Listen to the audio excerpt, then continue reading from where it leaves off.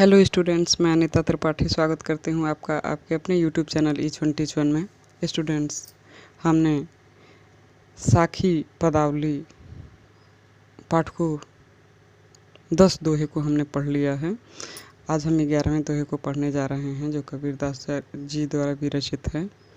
11वां दोहा है, कै बिरहिन को मीच दे, कै आपा दिखलाए, 8 पहर का दांझड़ा मुँह पे सहा न जाए। संदर्भ पहले के जैसे ही रहेगा। प्रस्तुत पद्यांश हमारी पाठ्य पुस्तक, जो भी आपकी पाठ्य पुस्तक है उसका नाम लिखिएगा और उसमें शीर्षक साखी है, साखी शीर्षक से लिया गया है और इसके रचयिता कबीरदास जी हैं, ऐसा आप लोग लिखिएगा। यही आप लोगों का संदर्भ पूरे साखी में रहेगा। प्रसंग होगा, इस दोहे में कवि ने जीवात्मा की विरहणी दशा का मार्मिक चित्रण किया है। जीवात्मा के लिए दिन रात विरह की आग में जलना उनके लिए असहनीय हो गया है। कबीरदास जी कहते हैं, व्याख्या है, कबीरदास जी कहते हैं कि अपनी उनकी जो विरह अवस्था है वो चरम पर है। उसी को व्यक्त करते हुए वो कह रहे हैं कि हे ईश्वर, या तो अब इस विरहणी जीवात्मा को मृत्यु प्रदान करो, कै विरहन को मीच दे।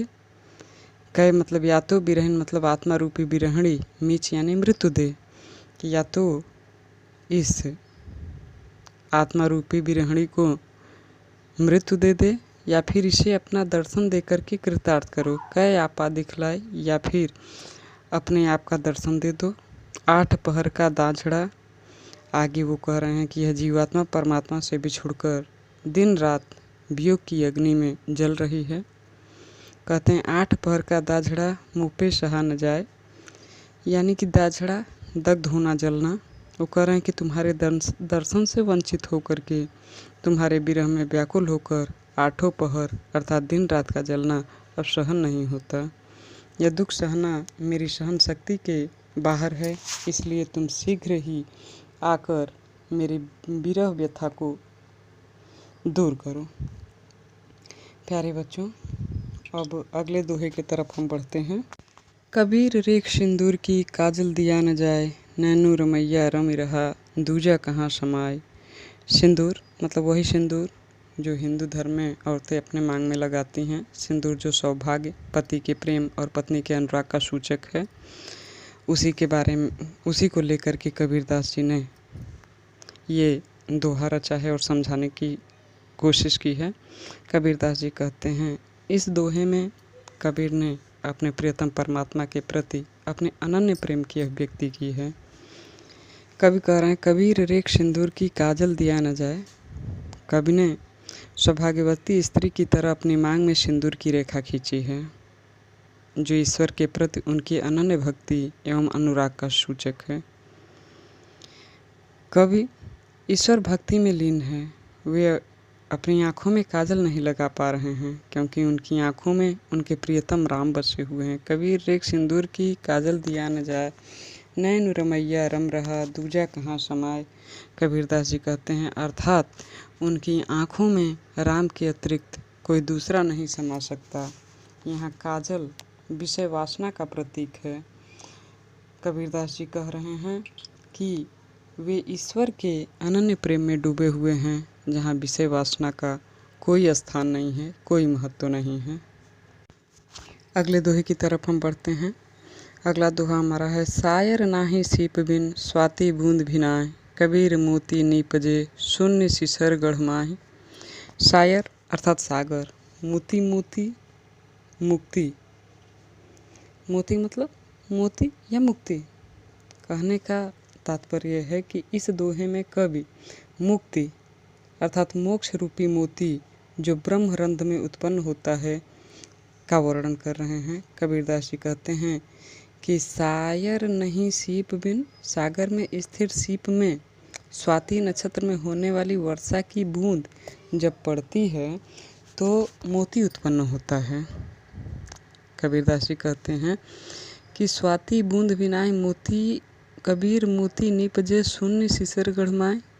कबीरदास जी कहते हैं कि मुक्ति रूपी मोती ब्रह्मरंध्र में उत्पन्न होता है, जहाँ न तो सागर है, न सीप और न ही स्वाति नक्षत्र की बूंदें हैं। आगे वो कहते हैं, कपीर मोती नीपजे शून्य शिसर गढ़माए। यह मुक्ति रूपी मोती कुंडलिनी की जागृति के बाद सुषुम्ना मार्ग से उसके रंध्र में पहुँचने पर सहस्त्र कमल दल के खिलने से उत्पन्न होता है। कवि कहते हैं कि इससे आत्मा का परमात्मा से मिलन होता है। शून्य शिखर यानी शून्य शिखर अर्थात सुषुम्ना नाड़ी के ऊपर स्थित ब्रह्मरंध्र या सहस्रार चक्र, गढ़ यानी शरीर रूपी अर्थात किला अर्थात ब्रह्म कमल। कबीरदास जी कहते हैं कि साधक यानी जीवात्मा सांसारिक या लौकिक जगत से परे अलौकिक जगत में प्रवेश करता है, इसे ही मुक्ति कहते हैं। यह एक बहुत ही अलौकिक अनुभूति है। ब्रह्मरंध्र में मुक्ति रूपी मोती के उत्पन्न होने पर अज्ञान रूपी अंधकार दूर हो जाता है, जिससे साधक को ईश्वर की अनुभूति होती है, ईश्वर का ज्ञान होता है। अगले दोहे की तरफ हम बढ़ते हैं। पहाड़ी हीते हिम भया, हिम हो गया बिलाए, जो कुछ था सोई भया, अब कुछ कहा न जाए। कबीरदास जी कहते हैं कि जगत की उत्पत्ति, स्थिति और प्रलय सारे एक ही समान हैं।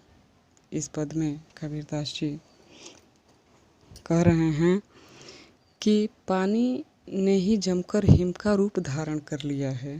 पानी ही तो हिम भया, पानी ने ही तो बदल करके बर्फ़ का रूप धारण कर लिया है, जम करके बर्फ़ बन गया है, हिम बन गया है। और हिम है गया बिलाए अर्थात बर्फ़ पिघलकर फिर पानी बन गया है। जो कुछ था सोई भया, अब कुछ कहा न जाए।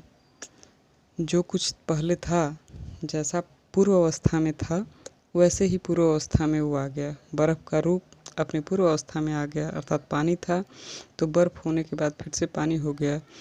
बर्फ़ जो पहले था अब वो पुनः वही हो गया। इस विषय में कुछ भी कहा नहीं जा सकता, इसका वर्णन नहीं किया जा सकता। कहने का अर्थ ये है कि इस संसार में अर्थात जीवात्मा की उत्पत्ति परम ब्रह्म परमात्मा से होती है और यह जीवात्मा परमात्मा में लीन होकर फिर उसी का रूप धारण कर लेती है, उसी में अंतर्निहित हो जाती है। अर्थात आत्मा वस्तुतः परमात्मा का ही अंश है और अंततः उसी में विलीन हो जाती है। अगला दोहा है, पंख उड़ानी गगन को, प्यंड रहा परदेश, पाड़ी पिया चंचबिन, भूल गया यह देश। इस दोहे में कबीरदास जी ने जीवात्मा के आध्यात्मिक स्वरूप को पक्षी के प्रतीकात्मक उदाहरण के द्वारा स्पष्ट किया है। कबीरदास जी कहते हैं कि पंख उड़ानी गगन को, प्यंड रहा परदेश। पंख यानी पंक्षी, उड़ानी यानी उड़ गया, कु मतलब खू, प्यंड मतलब पिंड, पिंड अर्थात शरीर। कबीरदास जी कहते हैं कि कुंडलनी के माध्यम से साधक जीवात्मा चक्र में पहुंचकर आकाश में स्थित ब्रह्म से संपर्क करता है। वह सूक्ष्म रूप से ब्रह्म से एकाकार करके इंद्रियों के बिना ही ब्रह्मानंद का पान कर लेता है। पानी पिया चंचबिन, भूल गया यह देश। वह सूक्ष्म रूप से ब्रह्म से एकाकार करके इंद्रियों के बिना ही ब्रह्मानंद का पान करता है। साधक की इस स्थिति को कबीरदास जी इस दोहे में स्पष्ट कर रहे हैं।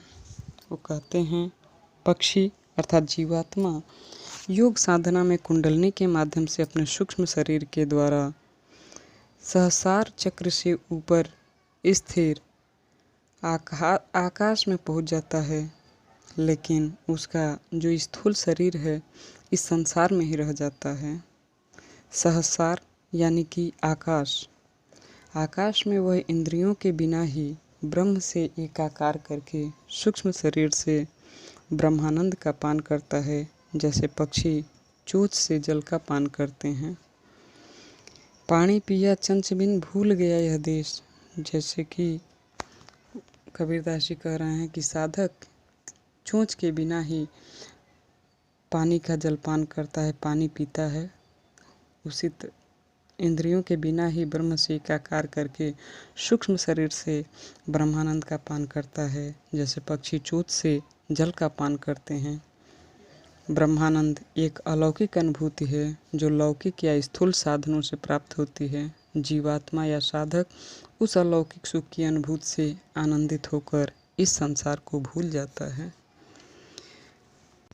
अर्थात यहाँ पर कबीरदास जी पंख, जीवात्मा का गगन, सहस्रार का, चंच का, इंद्रियों का, जल अलौकिक आनंद का, ये सब अलौकिक आनंद या ब्रह्मानंद का प्रतीक है। ब्रह्म की सत्यता एवं जगत की अनित्यता को कबीरदास जी ने प्रतिपादित किया है। अगले दोहे की तरफ हम बढ़ते हैं। पिंजर प्रेम प्रकाशिया अंतर भया उजास, मुख कस्तूरी महमही बाड़ी फूटी बास। इस दोहे में कबीरदास जी ने यह बताया है कि प्रभु का साक्षात्कार जीवात्मा को आनंद प्रदान करने वाला होता है। कबीरदास जी कहते हैं कि जब संसार रूपी पिंजरे में प्रेम रूपी प्रकाश फूटता है, अर्थात प्रेम का प्रकाश फैलता है, पिंजर प्रेम प्रकाश, या पिंजर मतलब शरीर, जीव के अंदर, अंतर मन में प्रकाश या प्रकाशित हुआ तो अंतःकरण प्रकाशवान हो जाता है। अंतर भया उजास, तो अंतर यानी अंदर बहुत ही उजाला हो जाता है, प्रकाश फैल जाता है। मुख कस्तूरी महमही बाड़ी फूटी बास, ऐसी स्थिति में मुख से बोली जाने वाली बाड़ी कस्तूरी के समान सुगंधित हो जाती है। जीवात्मा के मुख से निकलने वाली प्रत्येक वाणी से प्रभु के प्रेम की सुगंध फूटती है। अर्थात कहने का तात्पर्य है कि पिंजर प्रेम प्रकाश या अंतर भया उजास, मुख कस्तूरी महमही बाड़ी फूटी बास। जब जीवात्मा का परमात्मा से साक्षात्कार होता है तो उसके अंतर में चारों ओर प्रकाश फैल जाता है। वह जीवात्मा पवित्र निर्मल में विलक्षण हो जाती है। उसके मुख से फूटने वाली बाड़ी में राम नाम की जो सुगंध होती है, जो कस्तूरी के समान चारों ओर का वातावरण सुगंधित कर देती है, वो फैलने लगती है। कहने का तात्पर्य है कि परमात्मा के प्रेम जीवात्मा में जब फूट जाते हैं, प्रस्फुटित हो जाते हैं, तो बाड़ी में सरसता उत्पन्न होती है और उसकी जो सारी दुर्गंध रूपी वाणी होती है वो खत्म हो जाती है और वो सुगंध रूप में बदल जाती है। इसी को कबीरदास जी स्पष्ट करना चाह रहे हैं। अगला दोहा है। नैना अंतर्याव तू ज्यों हो नैन झपेऊ, ना हो देखूं और को ना कुछ देखन देऊं। इस दोहे में कबीरदास जी ने परमात्मा के प्रति आत्मा का अनन्य प्रेम प्रदर्शित किया है। कबीरदास जी कहते हैं कि जीवात्मा कहती है कि हे प्रियतम, ज्यों ही मैं अपने आँखें बंद करूं, नैना अंतर्याव तू, तुम तुरंत मेरे नैनों के अंदर आकर बैठ जाओ। तुम मेरे लिए इतने प्रिय हो कि ना हो देखूं और को, कि मैं तुम्हारे अलावा और किसी को ना देखूं, और ना तुझे देखन देऊं, और ना ही तुम्हें किसी अन्य को मैं देखने देना चाहती हूँ। कहने का अर्थ यह है कि दोनों एक दूसरे के प्रति अनन्य प्रेम भाव रखें। प्रेम का चरमोत्कर्ष यही है कि मैं तुझ में समा जाऊँ, तू मुझ में समा जाए। यही कबीरदास जी कहना चाह रहे हैं। यानी प्रेम के चरमोत्कर्ष के भाव को वो अभिव्यक्त करना चाह रहे हैं। इस दोहे में प्रेम की अनंतता का स्वाभाविक एवं मर्मस्पष्ट चित्रण किया गया है। यहाँ प्रियतमा अपने प्रेमी पर एकाधिकार करना चाहती है। अगला दोहा है। कबीर हरि रसियों पिया बाकी रही न थाक, पाका कलश कुम्हार का बहोरी न चढ़ई चाक। कबीरदास जी कहते हैं कि तृष्णा का नाश होते ही मनुष्य शरीर में आवागमन अर्थात जीवन मृत्यु के चक्र से मुक्त हो जाता है। कह रहे हैं कबीर हरि रस यूं पिया बाकी रहा न था। कि कबीरदास जी कहते हैं कि मैंने हरिरस यानी प्रभु प्रेम का आनंद कुछ इस तरह से पी लिया है कि अब कोई थकान बाकी नहीं रह गई है, अर्थात आवागमन का कोई चक्र अब बाकी नहीं रह गया है। पाका कलश कुम्हार का बहुर न चढ़ई चाक, कहने का अर्थ ये है कि जिस प्रकार कुम्हार का घड़ा जब पक जाता है तो उसे दोबारा चाक पर चढ़ाना संभव नहीं है, ठीक उसी प्रकार प्रभु का सच्चा प्रेम प्राप्त होने के बाद मेरे मन में अब कोई सांसारिक लालसा या इच्छा शेष नहीं है और इस स्थिति में आकर मैं आवागमन के चक्र से मुक्त हो गया हूँ। अर्थात जीव के अंतिम लक्ष्य भगवत प्रेम की प्राप्ति मुझे हो गई है, यही इस दोहे में कबीरदास जी ने बताया है। अगला दोहा, हे रथ हे सखी रहा कबीर हिराय, बूंद समाड़ी समद में शोकत हेरी जाए। इस दोहे में कबीरदास जी परमात्मा और आत्मा के मिलन एवं उनकी एकरूपता का वर्णन कर रहे हैं। कबीरदास जी कहते हैं कि हे रथ हे सखी रहा कबीर हिराय, कि खोजते खोजते हे सखी मैं खुद ही खो गया, अर्थात परमात्मा को खोजते खोजते मैं स्वयं ही खो गया, अर्थात परमात्मा को प्राप्त करने की कोशिश में मेरा पृथक अस्तित्व ही समाप्त हो गया। कबीर रहा हिराय, कबीर खुद ही खो गया। बूंद समाड़ी समद में शोकत हेरी जाए, जिस प्रकार समुद्र में कोई एक बूंद गिर जाए तो उस बूंद को हम खोजें ये संभव नहीं है, यानी कि उस बूंद को उस समुद्र में से खोज पाना संभव नहीं है। अर्थात कबीरदास जी परमात्मा की बड़ी शक्ति को स्वीकार करते हुए कहते हैं कि अब मैं एक बूंद बन के उसी परमात्मा में एक रूप हो गया। अर्थात कहने का तात्पर्य यह है कि परमात्मा को खोजते खोजते मैं स्वयं ही परमात्मा में लीन हो गया। जिस प्रकार पानी की कोई बूंद यदि सागर में समा जाए तो फिर उसे खोज पाना संभव नहीं है, उसी प्रकार जीवात्मा के परमात्मा में विलीन हो जाने पर उसका अलग अस्तित्व बना रहना भी संभव नहीं है। जिस प्रकार समुद्र में मिलकर बूंद अपना अस्तित्व खो देती है, उसी प्रकार परमात्मा से मिलकर जीवात्मा भी अपना अस्तित्व समाप्त कर देता है और उसकी अलग कोई सत्ता नहीं रह जाती, अर्थात उसकी अपनी सत्ता समाप्त हो जाती है। कहने का तात्पर्य यह है कि जीवात्मा के परमात्मा में विलीन होने के बाद उसकी सत्ता में विलीन होने के भाव को कबीरदास जी ने दर्शाया है। यहाँ पर प्रतीकात्मक समुद्र परमात्मा का तथा बूंद जीवात्मा का प्रतीक है। अगले दोहे की तरफ बढ़ते हैं। कबीरा यह घर प्रेम का, खाला का घर नाय, शीश उतारे हाथ कर सो बैठे घर माही। इस दोहे में कबीर ने स्पष्ट किया है कि परमात्मा के प्रेम के साम्राज्य में प्रवेश करने के लिए अहंकार का त्याग करना आवश्यक है। कवि का मानना है कि परमात्मा के साम्राज्य में प्रेम का घर है, जिसमें प्रवेश करने के लिए अहम को त्याग करने की ज़रूरत होती है। अर्थात इस घर में परमात्मा के साम्राज्य के प्रेम का महत्व है। यह किसी रिश्तेदार का घर नहीं है जिसमें हर कोई आसानी से प्रवेश कर सके। कबीरा यह घर प्रेम का, खाला का घर नाय। कबीरदास जी कहते हैं कि यह तो भगवान का जो घर है यह तो प्रेम का घर है, ये खाला का घर नहीं है, अर्थात मौसी का घर नहीं है। वह मौसी का घर वह स्थान होता है जहाँ व्यक्ति अधिकारपूर्वक या सरलतापूर्वक रह सकता है, कोई कार्य कर सकता है, अर्थात उसके प्रवेश पर कोई रोक टोक नहीं होता। शीश उतारे हाथ कर सो बैठे घर माही। आगे वो कहते हैं कि इसमें प्रवेश करने के लिए सबसे पहले अहंकार को त्यागना आवश्यक है। परमात्मा के साम्राज्य में प्रवेश पाने के लिए अपना सिर काटकर हथेली पर रखना होता है, तब कहीं जाकर के वहाँ प्रवेश करने का अधिकार मिल पाता है। कहने का तात्पर्य यह है कि अपने अहम भाव को पूर्णतः समाप्त करके ही साधक परमात्मा के प्रेम को पा सकता है। यहाँ सिर काटने से तात्पर्य साधक के अपने अहम भाव को नष्ट करने से है, ना कि सचमुच सिर काटने से। साधना में अहम यानी कि मैंपन की जो भावना होती है, जो अहंकार की, जो घमंड की भावना होती है उसे छोड़ना पड़ता है, उसका त्याग करना पड़ता है।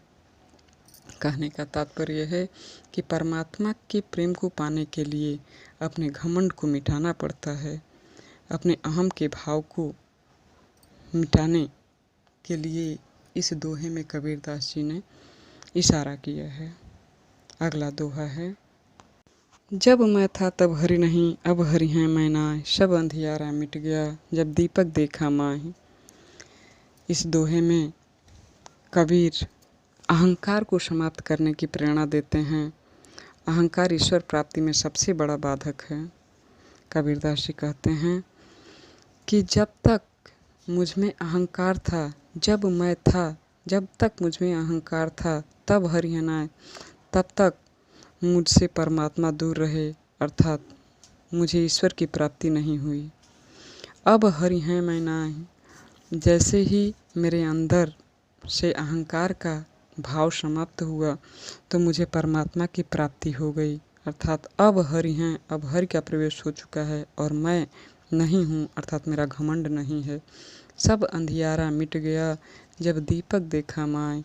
आगे वो कहते हैं कि जब मैंने अपने अंतःकरण में, अपने हृदय में ज्ञान रूपी दीपक को प्रज्वलित किया तो मेरा अज्ञान रूपी सारा अहंकार दूर हो गया।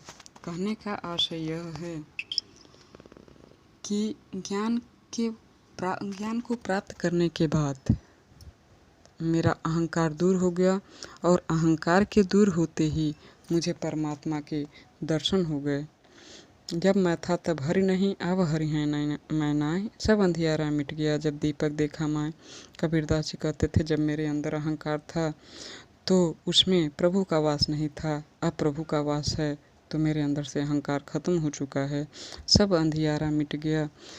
कबीरदास जी कहते हैं कि जब मेरे अंदर का अहंकार समाप्त हो गया तो मैंने अपने अंदर ज्ञान रूपी दीपक को जलाया, प्रज्वलित किया, तो मेरा अज्ञान रूपी सारा अंधकार दूर हो गया। ज्ञान को प्राप्त करने के बाद मेरा अहंकार दूर हो गया और अहंकार के दूर होते ही मुझे प्रभु के दर्शन हो गए। कहने का तात्पर्य है कि अहंकार भाव के कारण ही जीवात्मा परमात्मा से नहीं मिल पाती है। इसमें अंधियारा अज्ञान का दीपक ज्ञान का प्रतीक है। डियर स्टूडेंट, कबीर के सभी साखी को मैंने पढ़ा दिया। उम्मीद करती हूँ आपको पसंद आया होगा। यदि आप लोगों को मेरा पढ़ाया पसंद आता है तो प्लीज़ इसे लाइक, शेयर एंड कमेंट करें। साथ ही यदि आप मेरे चैनल पे नए हैं तो मेरे चैनल को सब्सक्राइब करें और बेल आइकन को प्रेस करें ताकि मेरे सारे नोटिफिकेशन आपको मिलते रहें। Thank you.